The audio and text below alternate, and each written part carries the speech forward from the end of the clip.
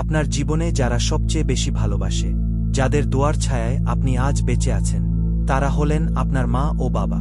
কিন্তু আমরা কি সত্যিই বুঝি তারা আমাদের জন্য কত বড় নিয়ামত? মা সেই মানুষ যে নিজের শরীর কেটে সন্তানকে জন্ম দেয়, রাতের ঘুম হারাম করে শুধু সন্তানের জন্য।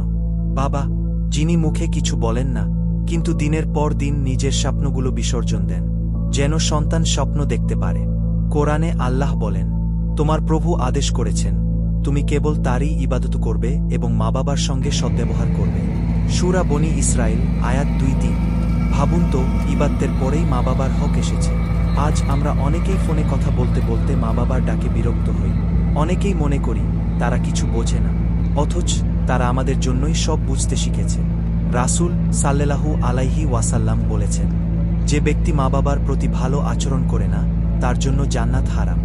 আপনি কি জানেন মা বাবার এক দোয়া আপনার ভাগ্য বদলে দিতে পারে, আর তাদের একটা কষ্টের দৃষ্টি সব বরকত কেড়ে নিতে পারে?